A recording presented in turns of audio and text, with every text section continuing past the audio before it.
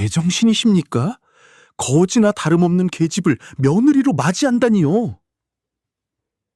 굶주림에 지쳐 쓰러져 있던 계집을 며느리로 맞아들였다는 이유로 동네 사람들의 손가락질을 받고 친척들로부터 거센 비난을 받아야 했던 어느 양반 가문이 있었습니다.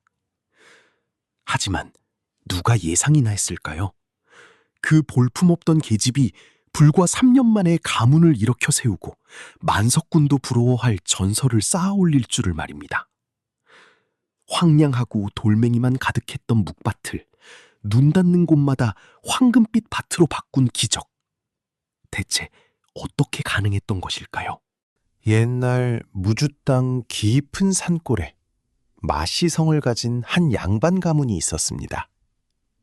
대대로 벼슬의 길을 걸어온 높은 족보의 가문이었으나 수년 전 몰아닥친 큰 가뭄과 전염병이 한양과 삼남 지방을 쓸고 간 후로 가문 전체가 세력을 잃은 지 오래된 시기였습니다.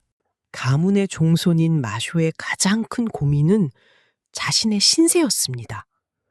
30이 넘도록 장가를 들지 못해 가문의 맥이 끊길 위기에 처했던 것입니다. 마을 사람들은 소곤거렸습니다. 마씨 가문도 이제 끝장이군. 후사가 저 나이까지 혼자라니 가문이 끊어지는 것도 시간 문제야. 마쇼의 어머니 김씨는 매일 빠짐없이 근처 성황당을 찾아 빌고 또 빌었습니다. 천지신명이시여, 부디 제 아들에게 좋은 인연을 첨지해 주시옵소서. 그러던 어느 봄날 아침이었습니다. 대문 앞에서 웬 이상한 소리가 들렸습니다. 이런 곳에 사람이 쓰러져 있다니. 마쇼는 서둘러 여인을 업고 안채로 옮겼습니다. 어머니 김씨가 놀라 달려왔습니다. 어머니, 이 처자가 대문 앞에 쓰러져 있었습니다. 우선 따뜻한 물이라도 먹여야겠습니다. 김 씨는 여인의 얼굴을 유심히 살폈습니다. 때가 꼬질꼬질 묻어 있었지만 그 눈매만큼은 맑고 고귀한 빛을 발하고 있었습니다. 저 눈빛을 보니 결코 나쁜 내력의 아이는 아니구나. 어서 주방에 가서 미음을 쑤어 오너라. 김씨와 마쇼는 정성을 다해 여인을 간호했습니다. 사흘이 지나서야 여인은 겨우 눈을 떴습니다. 이곳이 어디옵니까? 우리 집 대문 앞에서 쓰러져 계셨다네. 성함이 어떻게 되시는가? 저는 옥꽃이라 합니다. 목숨을 건져주신 은혜를 갚을 길을 찾지 못하겠습니다. 옥꽃은 돗자리에 머리를 깊이 숙였습니다. 사흘이 더 지나 옥꽃이 몸을 움직일 수 있게 되었을 어머니, 저는 옥꽃을 아내로 맞이하고 싶습니다. 김 씨는 깜짝 놀랐습니다. 문중의 어른들을 불러 모았지만 다들 거세게 반대했습니다. 제정신이십니까? 거지나 다름없는 계집을 며느리로 삼다니요. 양반 가문의 채통을 생각해 보십시오. 하지만 김 씨는 아들의 눈을 보았습니다. 태어나 처음으로 빛나고 있는 결의의 내 아들이 선택한 사람이라면 오늘부터 내 식구입니다. 더 이상 아무 말씀도 하지 마십시오. 김 씨의 단호한 말에 친척들은 입을 다물 수밖에 없었습니다. 김 씨는 며느리가 될 옥꽃을 어머니, 저는 그저 길가를 떠돌던 보잘것없는 사람일 뿐입니다. 무슨 소리를 하느냐. 너는 이제 내 며느리가 될 사람이다. 며느리를 귀하게 대하는 것이 김 씨는 자신이 아껴두었던 비단 관복 옷감을 꺼내왔습니다. 이것으로 옷을 해 입거라. 내가 시집 올 때 가져왔던 소중한 옷감이다만 너에게 주마. 옥꽃은 눈물을 흘렸습니다.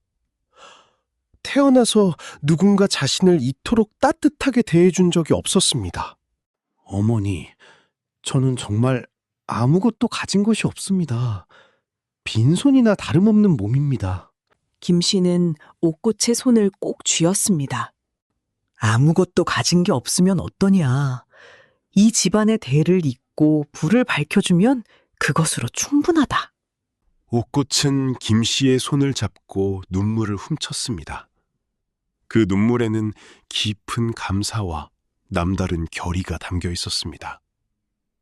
며칠 후 마쇼와 옥꽃은 소박하게 혼례를 올렸습니다.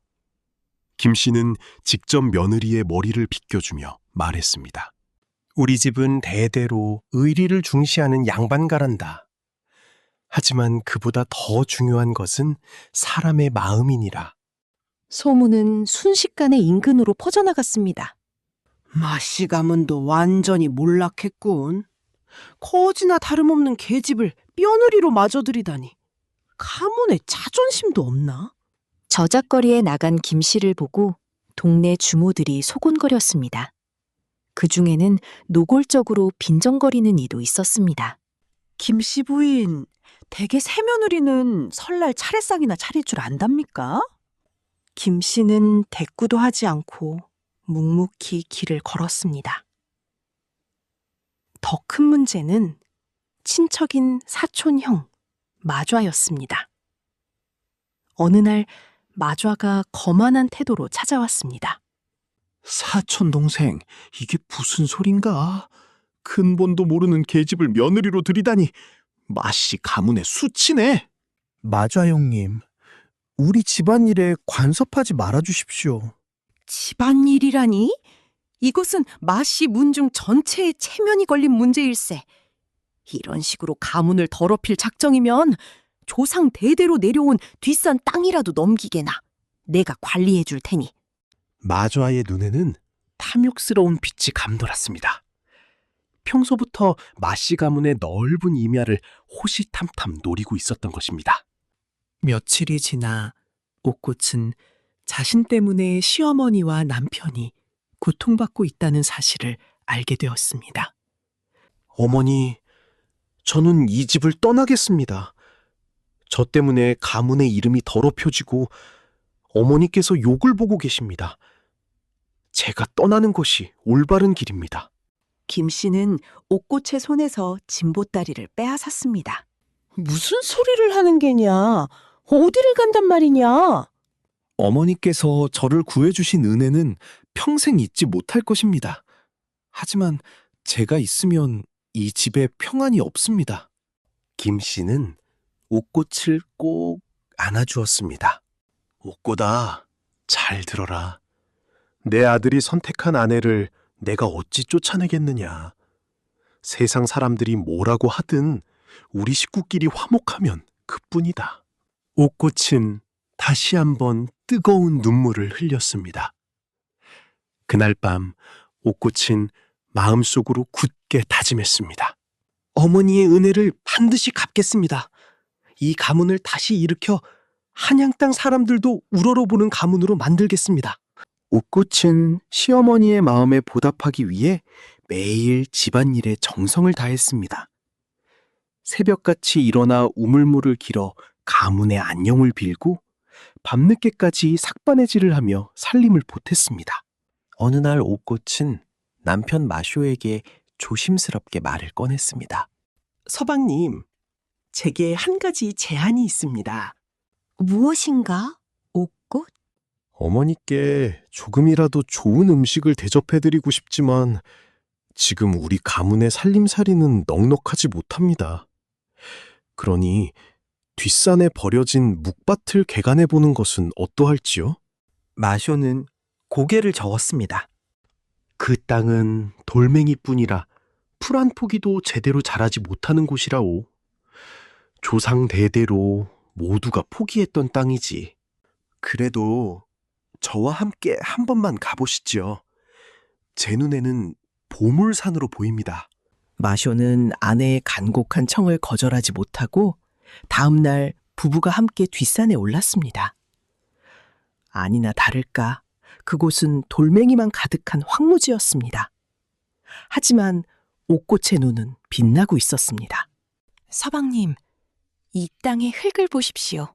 옥꽃은 흙을 파서 살피고 곳곳에 자라난 잡초를 하나하나 뜯어 향을 맡았습니다.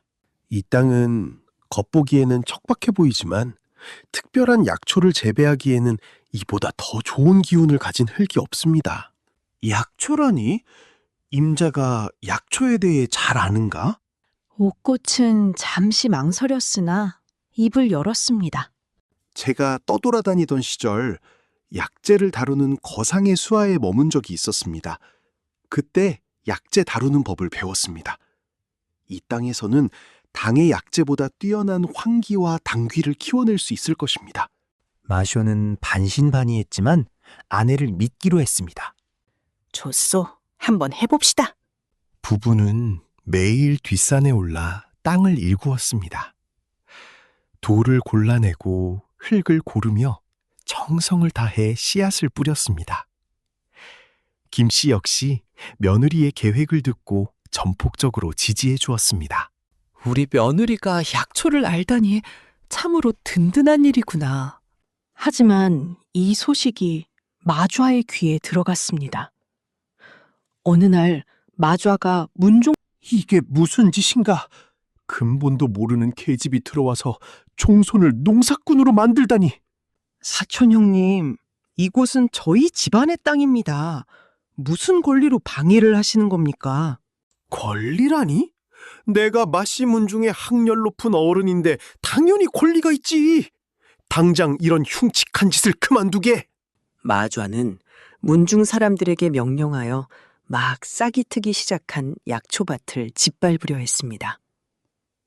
당장 그만두지 못할까? 김 씨가 지팡이를 짚고 산을 올라왔습니다. 평소에 온화한 얼굴에는 분노가 가득했습니다. 마좌도령, 이 무슨 망나니 짓입니까? 내 며느리와 아들이 피땀 흘려 일군 밭을 짓밟다니요. 형님이야말로 정신을 차리십시오. 어디서 굴러먹던 계집의 말만 듣고 조상님의 땅을 더럽히고 계시지 않습니까? 내 며느리를 모욕하지 마시오. 김 씨의 호통에 마좌도 순간 흠칫했습니다. 내 며느리는 이 가문을 위해 밤낮을 가리지 않고 헌신하고 있소. 남들이 뭐라고 하든 나는 내 며느리를 믿소. 당장 물러가시오. 마좌는 노려보며 물러섰지만 그 눈에는 더욱 깊은 악의가 서려 있었습니다. 김씨의 단호함 덕분에 약초밭은 무사할 수 있었습니다. 석 달이 지나자 약초들이 푸릇푸릇하게 자라나기 시작했습니다. 옥꽃이 말한 대로 황기와 당귀가 쑥쑥 자라났던 것입니다. 옥꽃, 정말 당신은 대단하오. 이런 돌밭에서 이렇게 훌륭한 약초가 자라나다니. 마쇼는 감탄을 금치 못했습니다. 하지만 옥꽃은 더 큰 비밀을 알고 있었습니다. 이 땅의 흙에는 특별한 기운이 차 있어 이곳에서 자란 약초는 다른 지역의 것보다 약효가 몇 배나 뛰어났던 곳입니다. 옥꽃은 어떻게 이것을 알고 있었을까요? 그녀는 원래 한양 저작거리에서 이름을 날리던 대약재상의 딸이었습니다. 어릴 때부터 아버지를 따라 전국 각지의 약재 생산지를 돌며 좋은 약초를 알아보는 안목을 키웠던 것입니다. 하지만 3년 전 아버지의 상점이 악덕 동업자의 모략으로 풍비박산이 나고 아버지는 누명을 쓰고 옥사했습니다. 옥꽃은 겨우 목숨만 건져 도망쳤고 신분을 숨긴 채 방황하다가 굶주림을 견디지 못하고 마씨 가문의 대문 앞에 쓰러졌던 것이었습니다. 아버지, 저는 이제 다시 일어서겠습니다. 이곳에서 새로운 가문을 일으키겠습니다. 옥꽃은 매일 약초밭을 돌보며 마음속으로 돌아가신 아버지에게 말을 건넸습니다. 계절이 지나 옥꽃은 정성껏 약초를 파내어 햇볕에 잘 말렸습니다. 방방곡곡의 병자들을 고칠 소중한 약초였기에 손길 하나하나에 온 정성을 다했습니다. 방아를 찍고 말리는 작업이 끝나자 옥꽃은 남편 마쇼에게 나아가 아뢰었습니다. 서방님, 이 약초를 한양 저작거리에 내다 팔아야 합니다. 하지만 일반 약재상에게 넘기면 제값을 받지 못하고 억울하게 깎이기 십상입니다. 그럼 어떻게 해야 하오? 제가 이전에 잘 알고 지내던 한양 운종가의 큰 상선, 월상 어르신이 계십니다. 그분께 직접 찾아가 거래를 트면 반드시 정당한 값인 신문, 아니 마쇼는 고개를 끄덕였습니다. 지혜로운 아내의 말에는 언제나 깊은 뜻과 이치가 담겨 있었기 때문입니다. 그러나 약초를 손질하고 다듬는 일은 생각했던 것보다 훨씬 힘들고 고되었습니다. 옥꽃의 하얗고 고운 손은 어느새 거칠어지고 손톱 사이에는 흙대가 쉽게 껴 물들었으며 손등 여기저기에 가시와 돌에 찔린 상처가 남아 있었습니다. 어느 날 해진역, 시어머니 김 씨는 방 안에서 약초를 정리하던 며느리의 손을 보고 깜짝 놀랐습니다. 아가, 이 손이 대체 어찌 된 말이냐? 어디 보자. 이리 내어보아라. 김 씨는 옥꽃의 손을 가져다가 자신의 무릎 위에 얹고는 불쌍한 듯 천천히 문질러 주었습니다. 굳은 살이 하얗게 박이고 고운 손등은 볕에 타서 거칠어져 있었습니다. 어머니, 괜찮습니다. 이 정도 고생쯤이야 아무것도 아닙니다. 무엇이 괜찮단 말이냐. 내 마음이 아파 견딜 수가 없구나. 잠시만 기다리거라. 김 씨는 안방으로 들어가 장롱 깊숙이 보관해 두었던 귀한 동백기름병을 가지고 나왔습니다. 자, 손을 펼치거라. 김 씨는 정성스럽게 며느리의 손 마디마디에 동백기름을 발라주었습니다. 열 손가락을 마치 자신이 낳은 친딸의 손처럼 다스하게 다듬어 주었습니다. 어머니, 이리 귀한 기름을 저 같은 사람에게 쓰시다니요. 무슨 소리를 하는 게냐? 내 손이 귀하냐? 이 기름이 귀하냐? 아니면 나를 위해 헌신하는 네 손이 귀하겠느냐? 네가 우리 집에 온 뒤로 이 가난한 집안에 비로소 사람 사는 온기가 돌기 시작했단다. 참으로 고생이 많았구나, 아가. 김 씨의 따뜻한 위로와 애정에 옥꽃의 눈시울이 뜨겁게 젖어들었습니다. 어머니, 저는 어머니를 만나게 된 것이 내 생의 가장 큰 복입니다. 세상 어느 시어머니가 며느리를 이토록 자식처럼 아껴주시겠습니까? 무슨 말을 그리 하느냐. 너는 이제 내 소중한 딸이나 다름없는데 당연한 일이다. 그날 밤 시어머니 김 씨와 며느리 옥꽃은 서로의 손을 꼭 쥐고 밤이 깊어가는 중 옥꽃아, 사실은 말이다. 내가 너를 처음 본 순간부터 무엇을 말씀이십니까, 어머니? 네가 결코 보통 신분의 아이가 아니라는 것을 말이다. 네 손을 보면 일찍이 붓을 잡았던 흔적이 남아있고 말투와 행동 하나하나에 기품이 흐르지 않느냐. 필시 무슨 말 못할 곡절이 있었겠지. 옥꽃은 순간 가슴이 쿵쾅거리고 주저하였으나 결국 마음을 정하고 진실을 털어놓으려 했습니다. 어머니, 사실은 제가... 됐다. 말하지 않아도 된다. 다만 이것만은 꼭 알아두어라.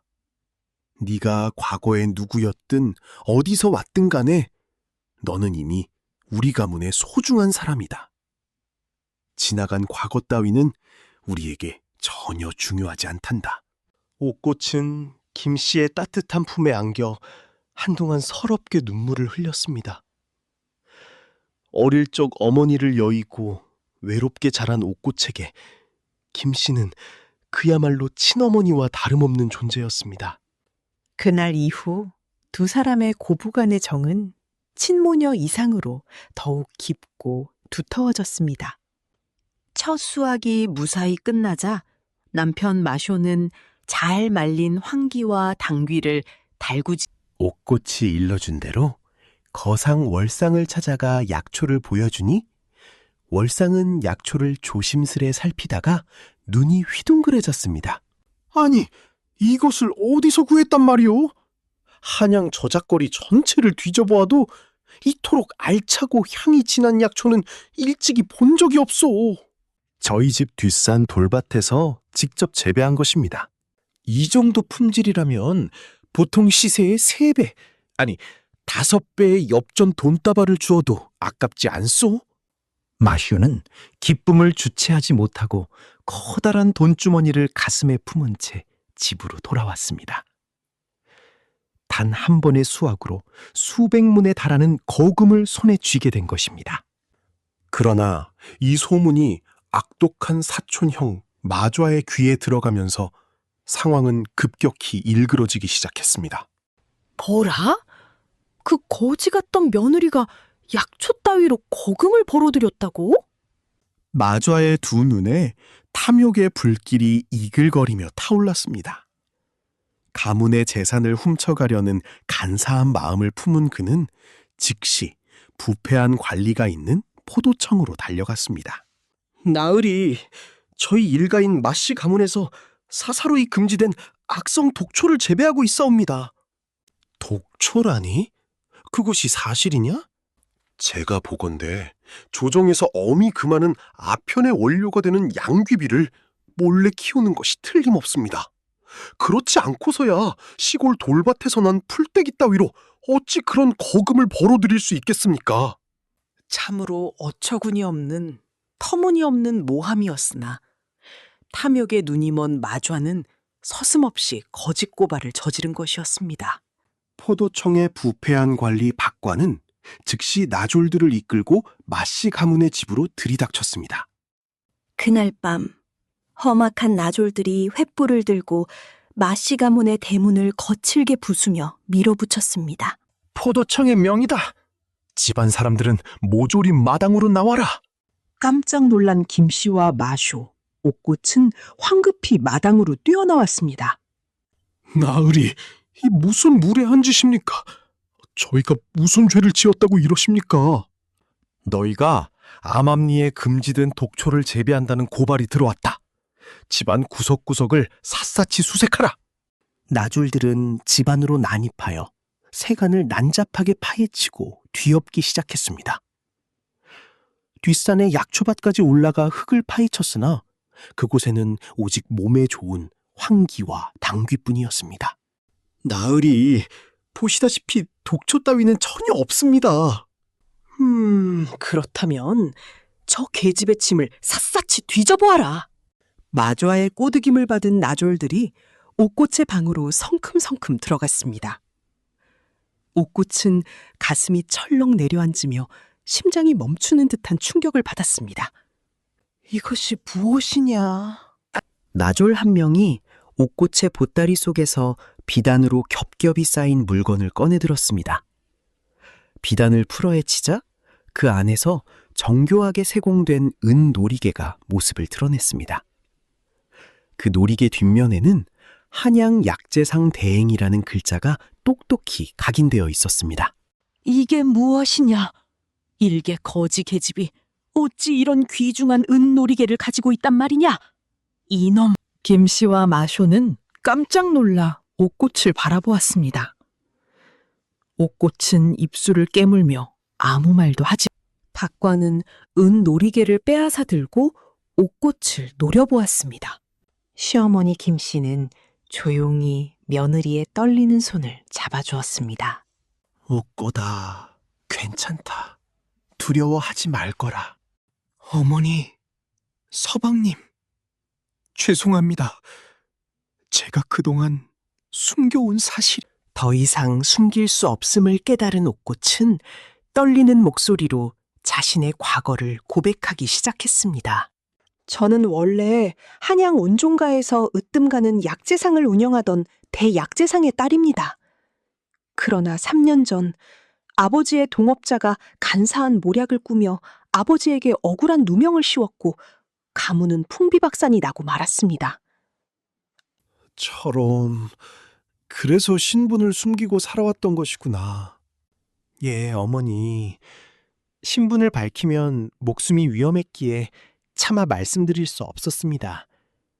저 은 놀이개는 돌아가신 아버지께서 마지막으로 남겨주신 유품으로 한양 상인들 사이에서는 신용을 증명하는 상징과도 같은 것입니다. 마쇼는 아내의 거친 손을 더욱 꼭 쥐었습니다. 옥꽃, 그동안 그 엄청난 아픔을 홀로 가슴에 묻고 얼마나 괴로웠겠소. 서방님, 어머니, 속일 의도는 없었습니다. 부디 저를 용서해 주십시오. 김 씨는 눈물을 흘리며 며느리를 꼭 안아주었습니다. 내게 무슨 죄가 있겠느냐. 살아남기 위해 어쩔 수 없었던 일인 것을. 걱정 마라. 무슨 일이 있어도 우리 가족이 함께 이겨낼 것이다. 그러나 상황은 더욱 악화되었습니다. 다음 날 아침, 마좌가 관리 박광과 함께 다시 마을이, 저 은놀이개는 필시 어딘가에서 훔친 것이 틀림없습니다. 저런 천한 거지 계집이 어떻게 한양 거상의 딸일 수 있겠습니까? 박관은 은놀이개를 주머니에 쑤셔 넣으며 큰 소리를 쳤습니다. 이 은놀이개는 증거물로 포도청에서 몰수한다. 그리고 신분을 속이고 도둑질을 한 혐의로 이 계집을 포도청으로 끌고 가 문초하겠다. 이 도둑년. 포도청 나졸들이 옥꽃을 결박하려 다가서자 시어머니 김씨가 몸을 던져 앞을 막아섰습니다. 안 됩니다. 내 며느리는 죄가 없습니다. 이 아이를 끌고 가려거든 나를 먼저 베고 가시오. 물러서지 못할까? 감히 관가의 명을 거역하려 드느냐? 바로 그 순간이었습니다. 옥꽃의 눈빛이 무섭게 바뀌었습니다. 지금까지 순종적이고 감히 내 가족을 건드리지 마라! 옥꽃의 목소리가 180도 달라졌습니다. 더 이상 주눅든 불쌍한 피난민이 아닌 한양 대갓집의 당당하고 기품 있는 양반 가문의 딸이자 거상의 후계자다운 위엄이 서려 있었습니다. 박관 나으리, 당신은 지금 무고한 백성을 모함하여 해하려 하고 있소. 내가 운종가 대약재상의 딸 옥꽃이란. 허세 부리지 마라. 무슨 증거가 있다고 그러느냐? 증거를 원하신다면 보여드리지요. 그 은놀이개를 자세히 보십시오. 놀이개 뒷면에는 한양 13개의 인장과 우리 가문만의 은밀한 비밀 문양이 각인되어 있습니다. 이것은 한양 저작거리의 상인이라면 누구나 알고 있는 표식입니다. 박관은 흠칫하며 은놀이개를 자세히 들여다보았습니다. 과연 뒷면에 정교하고 복잡한 문양이 새겨져 있었습니다. 또한 그 놀이개의 무게와 은의 순도를 측정해 보십시오. 일반 대장간에서는 절대로 만들 수 없는 정교한 물건입니다. 옥꽃의 당당하고 서슬퍼런 태도에 박관도 순간 주춤하며 기가 죽었습니다. 그렇다 하더라도 네가 진짜 그 집 딸이라는 증거가 어디 있느냐? 한양 운종가의 가장 큰 상선을 이끄시는 월상 어르신께 물어보십시오. 그분은 제 돌아가신 아버지와 의형제를 맺으신 분으로 저를 어릴 적부터 잘 알고 계십니다. 또한 한양의 큰 상점 행수들도 저를 똑똑히 기억하고 있을 것입니다. 옥꽃은 한양에서 영향력 있는 거상들의 이름을 막힘없이 대었습니다. 이것은 단순한 도둑이나 시골 백성은 절대로 알 수 없는 정보였습니다. 모함을 꾸민 마좌의 얼굴이 하얗게 질려갔습니다. 나으리, 속지 마십시오. 저 계집은 간사하게 어디서 주워들은 풍월로 거짓말을 늘어놓는 것입니다. 당장 잡아가야 합니다. 그러나 김 씨는 며느리를 자랑스러운 눈빛으로 바라보았습니다. 관원 나으리, 만약 제 신분이 거짓으로 밝혀진다면 어떤 중벌이라도 달게 받겠습니다. 하지만 만약 내 말이 진실로 밝혀진다면 무고한 나를 모함하고 뇌물을 받아 관권을 남용한 자들은 어떻게 처리하시겠습니까? 박관은 가슴이 철렁 내려앉았습니다. 만약 이 여인이 진짜 한양 고상의 딸이라면 그 뒤에 있는 막강한 한양 상인 세력과 연결되어 있다는 뜻이 됩니다. 그리 되면 자신의 관직은커녕 목숨마저 위험해질 수 있었습니다. 그때 옥꽃이 품속에서 또 다른 물건을 꺼내들었습니다. 그것은 은으로 이것은 상인의 자존심이자 가문의 증표로서 아버지께서 제게 내려주신 가문의 은장도입니다. 옥꽃은 은장도를 높이 들어 보였습니다. 더 이상 숨기지 않겠습니다. 저는 한양 대약재상의 외동딸 옥꽃입니다. 옥꽃의 눈에 눈물이 고였으나 목소리는 철석같이 단단했습니다. 하지만 지금 내게는 목숨을 바쳐서라도 지켜야 할 가족이 있습니다. 여기 계신 어머니와 서방님께서 죽어가던 나를 구해주셨고 사람답게 살 수 있게 해주셨습니다. 그러니 이제는 내가 이 가족을 지킬 차례입니다. 시어머니 김 씨는 눈물을 흘리며 며느리를 바라보았고 사촌 마좌는 얼굴이 흑빛이 되었습니다.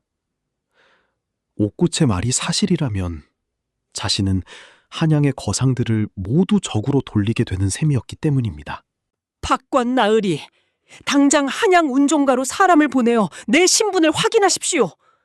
그 진실이 밝혀질 때까지 나는 박관은 어쩔 수 없이 한양으로 사람을 보내어 확인할 수밖에 없다고 생각했습니다. 그러나 악독한 마자와 부패한 박과는 순순히 물러설 위인들이 아니었습니다. 그날 밤 박관 나으리, 이대로 둔다면 우리 둘 다 끝장입니다. 저 계집의 신분이 진짜든 가짜든 간에 한양에서 확인이 오기 전에 처리해야 합니다. 무슨 좋은 수가 있단 말이냐? 은 놀이개가 가짜라고 우기면 됩니다. 그리고 저 계집이 관과를 기만하고 신분을 위조했으니 엄벌에 처해야 한다고 죄를 뒤집어 씌워 옥사에 가두고 조용히 처리해버리면 그만입니다. 박관은 고개를 끄덕였습니다. 이미 마좌에게 막대한 뇌물을 받은 상태였기에 이제 와서 물러설 수도 없는 노릇이었습니다. 다음 날 박관은 나졸들을 이끌고 다시 마씨 가문의 집으로 찾아왔습니다. 조사 결과 그 은 놀이개는 가짜로 판명되었다. 뭐라고요? 한양에 사람을 보내 확인도 하지 않고서 어찌 가짜라 단정 지으십니까? 내가 가짜라면 가짜인 것이다. 한양의 대약재상은 3년 전에 이미 망했고 그 딸도 죽었다는 소문이 자자하다. 어디서 유품을 습득하여 신분을 위조한 것이 틀림없다. 저 죄인을 포졸들이 떼로 달려들어 옥꽃을 억세게 잡으려 했습니다. 남편 마쇼가 몸을 던져 아내를 가로막으려 했으나 사나운 나졸들의 거친 손길에 그만 텐마루 서방님, 옥고다. 바로 그 순간 시어머니 김 씨가 당당하게 일어섰습니다. 걔 멈추어라! 김 씨는 안방으로 뛰어들어가 무겁고 커다란 비단보따리 하나를 품에 안고 나왔습니다. 그 안에는 평생 동안 아끼며 모아온 폐물들과 가문의 조상 대대로 내려오던 보검, 그리고 지금 살고 있는 이 집과 토지의 문서가 들어 있었습니다. 김 씨는 그것을 박관의 발치 앞에 털썩 내려놓았습니다. 박관 나으리, 이것을 모두 나으리께 드리겠습니다. 그러니 제발 내 며느리만큼은 놓아주십시오. 어머니, 안 됩니다. 절대 안 됩니다. 옥고다. 괜찮다. 이것들은 그저 돌멩이나 종이 조각에 불과하지만 너는 내 하나뿐인 소중한 딸이자 목숨과도 같은 며느리다. 김 씨는 박관의 앞에 꿇어앉아 납작 엎드렸습니다. 박관 나으리, 부디 저 불쌍한 아이만은 살려주십시오. 이 모든 것은 못난 이 늙은이의 탓입니다. 제가 아이에게 약초를 재배하고 약을 만들라고 시켰습니다. 죄를 물으시려거든 저를 포도청으로 끌고 가 벌하여 주십시오. 옥꽃은 시어머니가 자신을 위해 바닥에 무릎을 꿇고 애원하는 모습을 보자 눈물이 왈칵 쏟아졌습니다. 어머니, 이러시면 안 됩니다. 제가 포도청 감옥으로 가겠습니다. 가문의 상전이신 어머니께서 어찌 저 따위 때문에 바닥에 무릎을 꿇으신 간단 말입니까? 바로 그 순간이었습니다. 대문 밖에서 수십 마리의 말발굽 소리가 땅을 울리며 요란하게 들려왔습니다. 곧이어 문 밖에서 거친 고함 소리가 퍼졌습니다. 한양 운종가의 거상, 월상.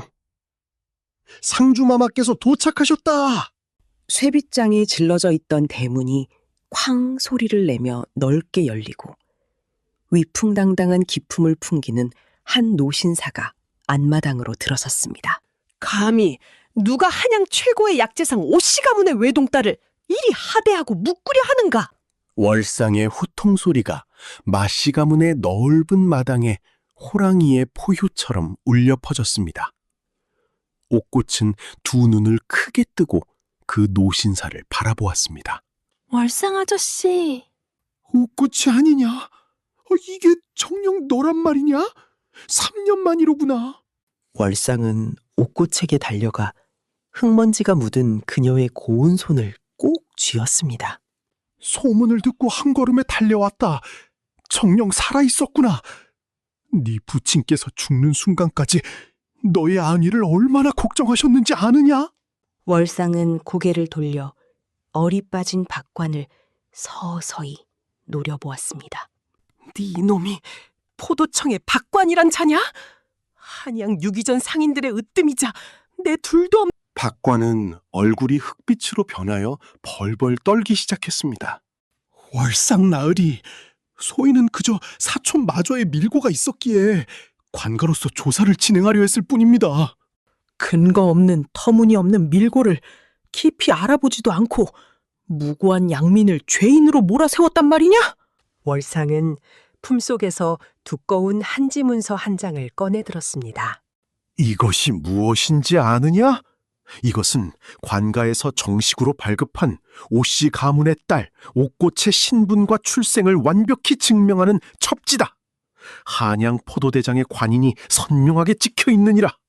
이어 월상은 또 다른 비밀 서찰 몇 장을 꺼내 박관과 마좌의 앞에 내던졌습니다. 그뿐만이 아니다. 나는 오늘 이 자리에서 3년 전 억울하게 누명을 쓰고 옥사한 내 벗의 억울함도 모두 밝힐 것이다. 3년 전 오씨 약재상은 억울한 죄를 뒤집어 쓰고 쓰러졌다. 그의 동업자가 뒤에서 더러운 공작을 꾸몄기 때문이지. 하지만 마침내 모든 진실이 세상 밝은 곳으로 드러났다. 월상의 수행원 중 한 사람이 앞으로 걸어 나왔습니다. 소인은 당시 그 더러운 밀개에 참여했던 대기반입니다.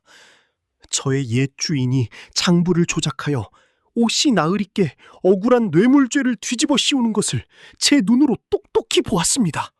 뒤이어 다른 사내도 앞으로 나왔습니다. 소인은 당시 사건을 담당했던 관가의 설이었습니다. 옛 주인이 당시 담당 관리에게 거액의 뇌물을 바치고 사건을 조작했다는 사실을 똑똑히 기억하고 있습니다. 옥꽃은 눈물을 흘리며 두 사람을 바라보았습니다.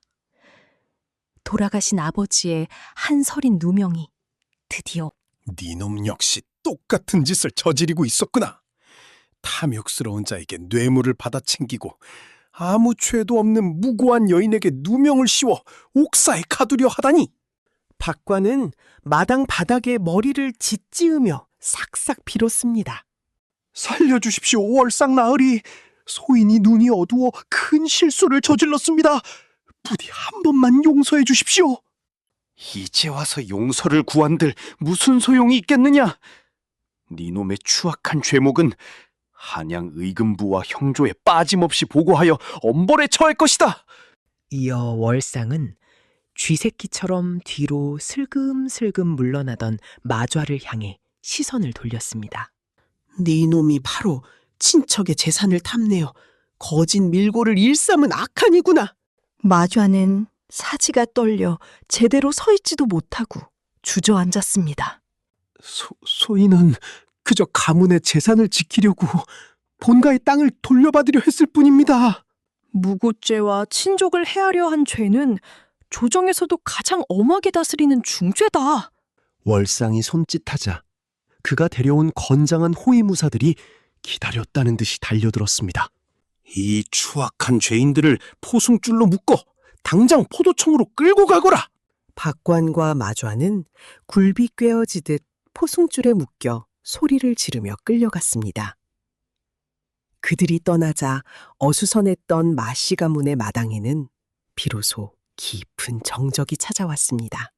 옥꽃은 월상이 앞으로 걸어가 조용히 무릎을 꿇었습니다. 아저씨, 못난 저를 잊지 않고 찾아내어 이 무거운 누명을 벗겨주시니 그 은혜를 무슨 수로 다 갚아야 할지 모르겠습니다. 월상은 옥꽃을 따뜻하게 일으켜 세웠습니다. 어서 일어나거라, 옥고타. 네 아비는 내 평생에 단 하나뿐인 진실한 벗이었다. 네가 살아있다는 소식을 들었을 때 내 마음이 얼마나 기뻤는지 아느냐? 이제 아버지의 억울함도 모두 풀렸으니 너도 마음의 짐을 내려놓거라. 이어 월상은 시어머니 김씨를 향해 깊이 고개를 숙이며 예의를 갖추었습니다. 마씨 가문의 부인마마, 한양의 월상이 깊은 감사의 인사를 올립니다. 부인께서 김 씨는 깜짝 놀라 황급히 월상을 말렸습니다. 당치 않으십니다, 월상나으리. 오히려 옥고치가 저희 가문에 들어와 죽어가는 집안을 살리고 커다란 복을 가져다 주었습니다. 옥고치는 저희 집 월상은 깊이 감동하며 고개를 끄덕였습니다. 과연 듣던 대로 덕망이 높으신 분이십니다. 우리 옥꽃이가 참으로 훌륭하고 가슴 따뜻한 가문을 만났군요. 월상은 옥꽃을 바라보며 말했습니다. 옥고다. 이제 네 아버지의 약재상을 다시 일으켜 세울 수 있다. 내가 모든 자금과 인력을 지원해 주마. 나와 함께 한양 운종가로 돌아가서 예전에 그 번창했던 오씨 약재상을 다시 시작해보지 않겠느냐? 그러나 옥꽃은 고개를 저으며 고요하게 미소를 지었습니다. 아저씨, 따뜻한 말씀은 정말 감사합니다. 하지만 저는 이곳에 남겠습니다. 이곳이 바로 저의 집이고 이분들이 저의 진짜 가족입니다. 옥꽃은 시어머니 김씨와 남편 마쇼를 따뜻하게 바라보며 말을 이어갔습니다. 제가 세상에서 가장 버림받고 굶주려 죽어가던 순간에 저를 거두어 주신 분들입니다. 세상 사람들이 저를 손가락질하고 모함할 때도 목숨을 걸고 저를 지켜주셨습니다. 이제는 제가 이분들을 위해, 이 가문을 위해 평생을 바치며 살고 싶습니다. 김 씨는 눈물을 흘리며 며느리를 꼭 안아주었습니다. 고맙다, 옥고타. 정말로 고맙다. 월상은 허 웃으며 만족스러운 표정을 지었습니다. 네 마음이 정 그렇다면 다른 방법으로 너를 돕겠다. 들으니 이곳 시골 뒷산에서 희귀한 약초를 재배하고 있다더군. 내가 한양과 팔도의 모든 대형 약재상들과 너를 연결해 주마. 네가 재배한 약초를 조선 최고의 가격으로 매입하도록 조처하겠다. 정말 감사합니다, 아저씨.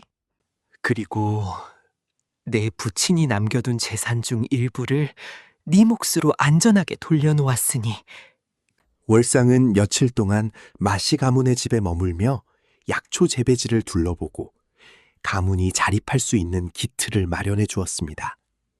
그리고 한양으로 떠나기 전 김 씨에게 다시 한번 당부했습니다. 부인, 우리 옥고치를 잘 부탁드립니다. 아이가 진짜 따뜻한 가족을 만난 것 같아 제 마음이 이제야 비로소 안심이 됩니다. 거상 월상이 떠난 후 마씨 가문에는 비로소 진정한 평화가 찾아왔습니다. 하지만 옥꽃의 마음속에는 아직 마저 털어놓지 못한 고백이 남아 있었습니다. 어느 날 해질녘, 옥꽃은 시어머니 김씨와 남편 마쇼 앞에 정중하게 무릎을 꿇었습니다. 어머니, 서방님, 제가 두 분께 큰 사죄를 올려야 할 일이 있습니다. 무슨 일이냐, 옥꽃아. 죄라니 당치도 않다. 제가 처음에 저의 신분을 속였습니다. 몰락한 양반이나 거상의 딸이라는 것을 밝히지 않고 그저 이름 없는 시골 처자인 척 이 집에 들어왔습니다. 옥꽃의 두 눈에서 맑은 눈물이 방울방울 떨어졌습니다. 처음에는 목숨이 도망치는 신세라 두려워 신분을 숨겼으나 두 분의 따뜻한 사랑을 받으면서 점점 이 집안에 정이 들었습니다. 하지만 사실대로 말하면 어머니와 서방님께서 저를 먼 사람처럼 대하실까봐 지레 겁을 먹고 차마 입이 떨어지지 않았습니다. 김 씨는 자리에서 일어나 며느리를 따뜻하게 안아 일으켰습니다. 이 미련한 아이야. 네가 거지 몰골이었든 한양 거상의 딸이었든 그것이 우리에게 무슨 상관이 있단 말이냐. 김 씨는 옥꽃의 두 손을 꼭 쥐었습니다. 옥꽃아, 내가 너를 내 며느리로 받아들인 것은 네 신분이나 배경 때문이 아니었다. 네 두 눈망울이 눈부시게 맑았고 그 안에 거짓 없는 진실한 마음이 담겨 있었기 때문이야. 그리고 내 아들 마쇼가 너를 진심으로 연모하고 있었기 때문이란다. 어머니, 네가 누구이든 어디서 왔든 간에 너는 자랑스러운 마씨 가문의 소중한 며느리이자 내 딸이다. 지나간 과거 따위는 우리에게 조금도 중요하지 않다. 남편 마쇼 역시 아내의 손을 따뜻하게 잡았습니다. 나도 어머니와 같은 생각이라오. 부인이 어떤 과거를 지녔든 나에게는 세상 그 무엇과도 바꿀 수 없는 소중한 아내요. 옥꽃은 두 사람의 따뜻한 품에 안겨 한동안 목 놓아 울었습니다. 그날 밤, 세 사람은 김 씨는 며느리의 모진 고생담을 들으며 몇 번이고 옷소매로 눈물을 닦아냈습니다. 그 어린 나이에 얼마나 무섭고 외로웠을꼬. 혼자서 그 참혹한 세월을 어찌 견뎌. 어머니께서 저를 거두어 주지 않으셨다면 저는 길가에서 차갑게 죽어갔을 것입니다. 어머니께서 저에게 새로운 목숨을 나누어 주신 것입니다. 김 씨는 며느리의 머리를 따뜻하게 쓰다듬어 주었습니다. 이제 다 지나간 일이다. 앞으로는 우리 집에서 행복할 일만 남았느니라. 그나저나 김 씨는 허허 웃으며 말을 이었습니다. 우리 며느리가 약초와 의술에 그리 박식한 줄은 꿈에도 몰랐구나. 아무것도 잘하지 않는 황폐한 뒷산을 보고 약초를 심을 생각을 하다니 정녕 감탄하지 않을 수 없구나. 그것은 돌아가신 저희 아버지께서 가르쳐 주신 지혜입니다. 부친께서는 늘 말씀하셨습니다. 참으로 훌륭하신 아버님을 두었었구나. 예, 그래서 저는 아버지의 가르침을 이 마씨 가문에서 이어가고 싶습니다. 그것으로 남편 마쇼가 호기심 어린 눈빛으로 물었습니다. 그렇다면 부인은 처음 우리 동네에 왔을 때부터 그 뒷산의 가치를 알고 있었어? 옥꽃은 수줍게 미소를 지었습니다. 예. 제가 처음 이 마을에 들어와 그 황폐한 바위산을 보았을 때 너무나 놀랐습니다. 한양에서는 금값보다 귀하게 대접받는 황기와 당귀가 자라기에 가장 완벽한 토지가 아무런 쓰임도 없이 방치되어 있었으니까요. 그랬었구나. 하지만 그것만으로는 부족합니다. 앞으로 제가 더욱 열심히 노력하여 이 마씨 가문을 조선에서 가장 으뜸가는 약초 가문으로 일으켜 세우겠습니다. 김 씨는 대견하다는 듯 며느리를 바라보았습니다. 우리 며느리가 복덩이 중에 복덩이로구나. 한편 한양으로 끌려간 부패한 관리 박관과 악독한 사촌 마좌에게는 무서운 조정의 처벌이 내렸습니다. 거상 월상의 정식 고발에 따라 의금부와 형조에서 철저한 국문이 열렸습니다. 박관은 그동안 지방관하에서 저지른 온갖 탐악과 뇌물수수 사실이 모조리 폭로되어 관직을 박탈당하고 평안도 변방으로 귀향을 떠나게 되었습니다. 탐욕스러운 사촌 마좌는 무고죄와 친족 모함죄로 곤장 100대를 맞고 모든 재산을 몰수당한 채 가문에서 족보가 파여 쫓겨났습니다. 이 소식이 전해지자 마씨 가문을 손가락질하고 비웃던 마을 사람들은 비로소 자신들의 잘못을 깨닫고 크게 반성하기 시작했습니다. 글쎄, 마씨 가문의 그 며느리가 한양 운종가에서 제일 가는 대약재상 50... 그렇다고 하네. 우리가 참으로 눈이 어두워 천하의 보배를 알아보지 못하고 몹쓸 짓을 했구만. 마씨 가문의 김씨 부인은 정말로 덕이 높은 분이시네. 굶주려 쓰러진 처자를 알아보고 그리 귀하게 거두어 주셨으니 말일세. 마을 사람들은 하나 둘씩 마씨 가문의 집을 찾아와 진심으로 머리를 숙여 사죄했습니다. 김씨 부인 마마, 그동안 저희가 눈이 어두워 무례를 범했습니다. 부디 저희의 미련... 김 씨는 인자한 미소를 지으며 그들을 따뜻하게 맞이했습니다. 괜찮습니다. 다 지나간 일인데 마음 쓰지 마십시오. 옥곤 역시 자신을 배척했던 마을 사람들을 조금도 원망하지 않았습니다. 오히려 약초 농사를 짓고 싶어하는 마을 주민들에게 자상하게 약초 재배법을 가르쳐 주었습니다. 흙을 먼저 이렇게 고르게 일구고 이 계절에는 이런 거름을 주어야 합니다. 어려운 것이 아니니 차근차근. 옥꽃마님, 참으로 감사합니다. 옥꽃의 헌신적인 지도 덕분에 온 마을 주민들이 너도 나도 약초 재배에 동참하게 되었고 가난했던 시골 마을 전체가 함께 풍족해지기 시작했습니다. 거상 월상 역시 약속을 잊지 않고 한양의 내의원과 대형 약재상들을 마씨 가문과 연결해 주었습니다. 마씨 가문에서 생산되는 황기와 당귀는 조선 전체에서 최고 품질이라는 소문이 퍼졌고 팔도 각지에서 약초를 구하려는 상인들의 주문이 폭주하듯 몰려들었습니다. 3년의 세월이 흐르자 마씨 가문은 가문의 역사상 가장 커다란 번영을 누리게 되었습니다. 기울어가던 옛 기와집은 웅장하고 당당한 대궐 같은 집으로 다시 지어졌고 옥꽃은 마을 사람들에게 많은 일자리를 내주어 동네 전체를 살기 좋은 유토피아로 만들었습니다. 김 씨는 밤마다 며느리의 고운 손을 잡고 눈시울을 적셨습니다. 옥고다, 정말로 고맙구나. 네 덕분에 망해가던 우리 마씨 가문이 다시 일어섰구나. 아닙니다, 어머니. 어머니께서 저를 끝까지 믿어주시고 목숨처럼 지켜주셨기에 오늘의 이 모든 일이 가능했던 것입니다. 그러던 어느 날 곤장을 맞고 쫓겨나 거지꼴이 된 옛 사촌 마좌의 처자식들이 갈 곳을 잃고 마씨 가문의 문 앞을 찾아와 눈물로 구걸을 하기.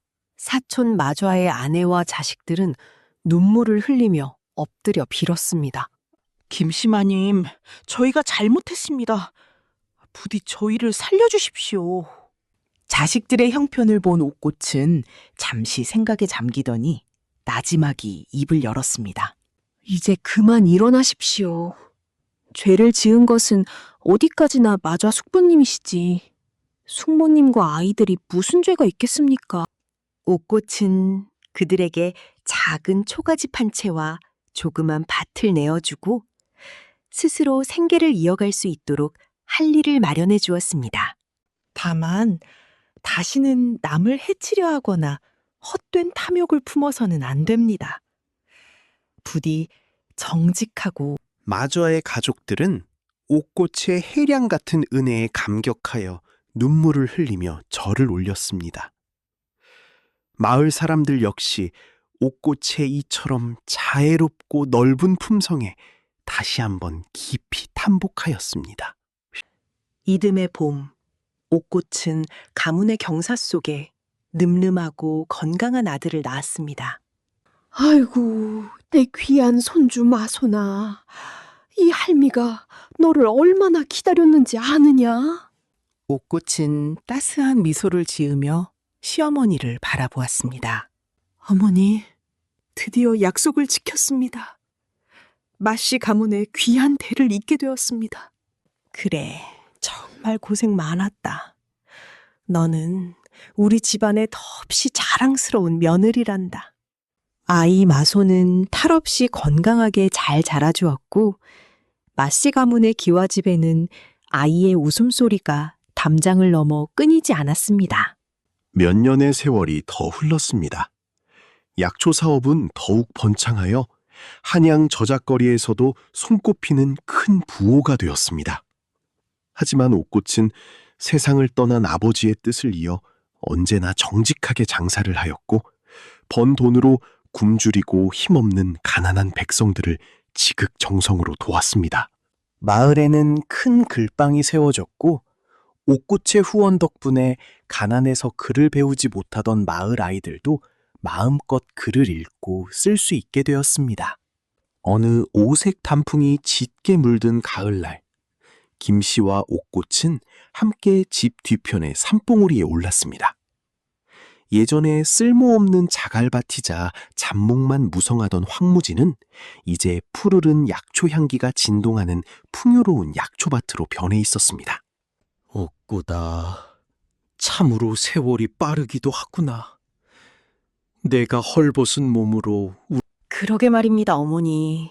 저는 지금 이곳에서 더할 나위 없이 행복합니다. 김씨는 옥꽃의 고운 손을 콕 쥐었습니다. 나 역시 정말로 행복하단다. 세상 사람들이 너를 두고 온갖 비난과 험담을 내뱉을 때 너를 우리 집안의 며느리로 맞아들인 것은 내 일평생 가장 잘한 일이었다. 어머니, 옥고다. 사람이란 말이다. 결코 겉모습이나 신분, 가문 따위로 판단해서는 안 되는 법. 옥꽃은 눈시울을 붉히며 고개를 깊이 끄덕였습니다. 어머니께서 몸소 가르쳐 주신 그 귀한 교훈을 저는 평생 가슴에 새기며 살겠습니다. 그리고 제 자식 마손에게도 반드시 그리 가르치겠습니다. 두 사람은 따스하게 서로를 끌어안았습니다. 그날 밤 마씨 가문 식구들이 한자리에 모여 따뜻하게 온돌방 아랫목을 채웠습니다. 남편 마쇼는 어린 아들 마손을 무릎 위에 앉혀 다정하게 다독였고 김씨는 흐뭇한 눈빛으로 온 가족을 둘러보았습니다. 어머니, 오늘 한양의 거상 월상 어르신으로부터 편지가 한 통 도착했습니다. 그래? 월상 어르신께서 무슨 말씀을 전해 오셨느냐?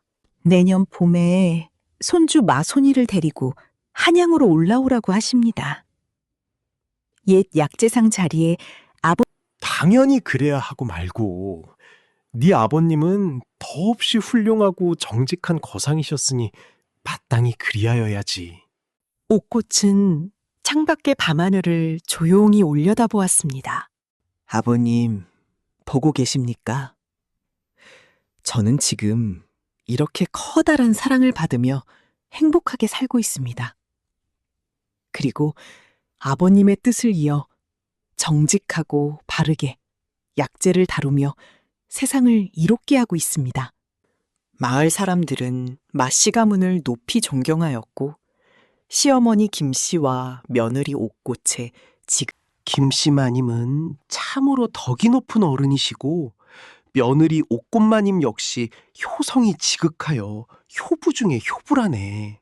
세월이 덧없이 흘러 옥꽃의 아들 마소는 훌륭한 학식과 고든 기품을 갖춘 당당한 선비이자 청년으로 자라났습니다. 할머니 김씨에게서 배운 관대하고 넓은 마음씨와 어머니 옥꽃에게서 물려받은 정직함을 두루 갖춘 인재가 되었습니다. 어느 포근한 봄날, 화사하게 꽃이 만발한 고갯길을 김씨와 옥꽃이 사이좋게 걸어가고 있었습니다. 어느덧 머리가 하얗게 센 시어머니 김씨와 품격과 기품이 넘쳐 흐르는 며느리 옥꽃이었습니다. 어머니, 제 손을 잡고 조심해서 걸으십시오. 야, 고맙구나. 두 사람은 서로의 손을 꼭 잡은 채 꽃길을 조용히 거닐었습니다. 지나가던 고을 사람들은 그 아름답고 정겨운 모습을 바라보며 흐뭇한 미소를 지었습니다. 옛글에 백절불굴이라는 말이 있습니다. 아무리 커다란 시련과 모진 고난이 밀려 시어머니 김씨는 세상의 왜곡된 비난과 멸시에도 굴하지 않고 며느리를 목숨처럼 지켜내었고, 그리고 무엇보다 중요한 것은 사람을 겉모습이나 신분, 재물로 판단하지 않고 오직 그 사람의 진실한 마음을 바라보는 안목.